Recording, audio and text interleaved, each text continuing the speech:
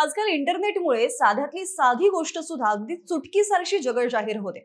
त्याला आपण इंटरनेटच्या भाषेत व्हायरल असं म्हणतो. त्यातही जर एखाद्या मुलीचा व्हिडिओ असेल किंवा फोटो असेल तर त्याला सोशल मीडियावरती करोडोंनी व्ह्यूज मिळतात, लाखोंनी लाईक्स मिळतात आणि हजारोंनी शेअर्स सुद्धा केले जातात.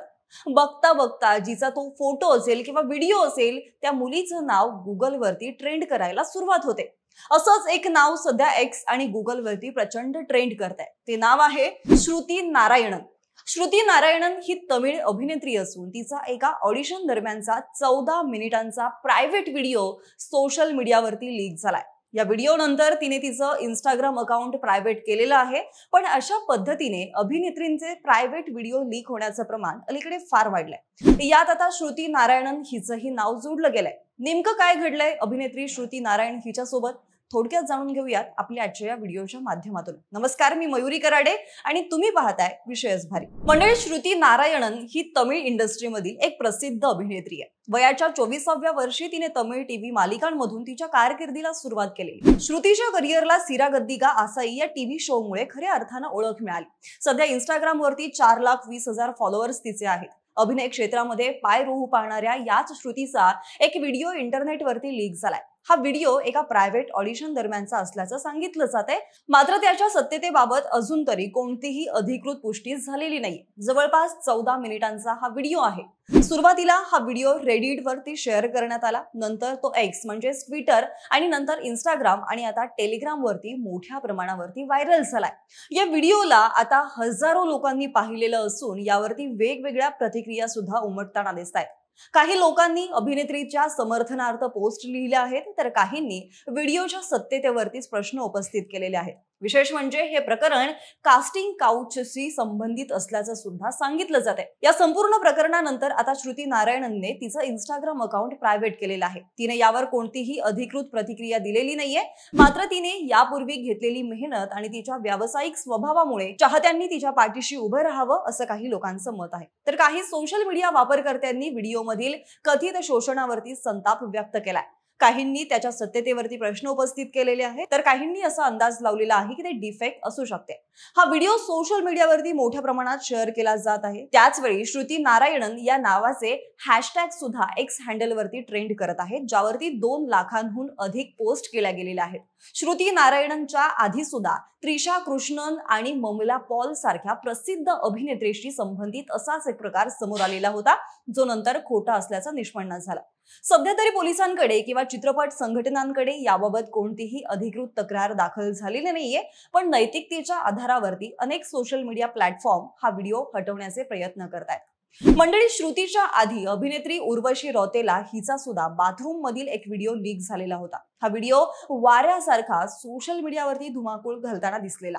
त्यानंतर करीना कपूर, मल्लिका शेरावत ते कतरिना कैफची बहीण इसाबेल कैफ यांचेही प्रायव्हेट व्हिडिओ व्हायरल झालेले आहेत. एकदा कतरिना कैफचा कपडे बदलतानाचा व्हिडिओ व्हायरल झालेला होता, पण कतरिनाने हा व्हिडिओ तिचा नसल्याचं सांगितलं होतं. यानंतर मल्लिका शेरावतचा एका व्यक्तीसोबत इंटिमेट होतानाचा व्हिडिओ लीक झालेला होता, पण या अभिनेत्रीने त्या व्हिडिओमध्ये दिसणारी मुलगी मी नाही, माझ्यासारखी दिसणारी दुसरी कोणीतरी आहे असं म्हणून ते प्रकरण स्वतःपासून लांब सारलं. त्यानंतर करीना कपूर आणि शाहिद कपूर एकेकाळी एकमेकांना डेट करत होते. त्या दरम्यान एका रेस्टॉरंटमध्ये त्यांचा लिपलॉक करतानाचा व्हिडिओ व्हायरल झालेला होता. पुढे मोना सिंग सुद्धा या व्हिडिओ सेक्स स्कॅन्डलची शिकार झालेली होती. मंडळी, आपल्याकडील बॉलिवूडला किंवा एकूणच अख्ख्या चित्रपट सृष्टीला आपण जितकं ग्लॅमरस म्हणतो तितकेच याचे दुष्परिणाम सुद्धा आहेत. जसं की या झगमगत्या विश्वात स्वतःची ओळख निर्माण करायची असेल तर प्रत्येकाला तडजोड करावीच लागते असं अनेकदा तुम्ही ऐकलं असेल किंवा वाचलं सुद्धा असेल. आणि त्यामुळेच या इंडस्ट्रीमध्ये काम करणाऱ्या अभिनेत्रींना आपलं काम सिद्ध करण्यासाठी, इंडस्ट्रीमध्ये आपला प्रभाव टिकवून ठेवण्यासाठी, चित्रपटात किंवा मग कोणत्याही माध्यमात काम मिळवण्यासाठी वेगवेगळ्या तडजोडी कराव्या लागतात. ती तडजोड कोणत्याही प्रकारची असू शकते. यात शारीरिक तडजोड सुद्धा बऱ्याचदा या अभिनेत्रींना करावी लागतात. आपल्याकडे मनोरंजन उद्योगाच्या ग्लॅमरसला भुलून छोटी शहरं किंवा गावागावांतून दररोज मुंबईसारख्या शहरांमध्ये कित्येक मुली धडका मारतात. त्यात मध्यमवर्गीय तरुण तरुणींची संख्या जास्त असते. आता ज्यावेळी मध्यमवर्गीय तरुणी या क्षेत्रामध्ये येतात त्यावेळी त्यांना लैंगिक शोषणाला बळी पडावं लागतं. अशी कित्येक उदाहरणं आपण आपल्या आजूबाजूला पाहिलेली आहेत किंवा वाचलेली आहेत.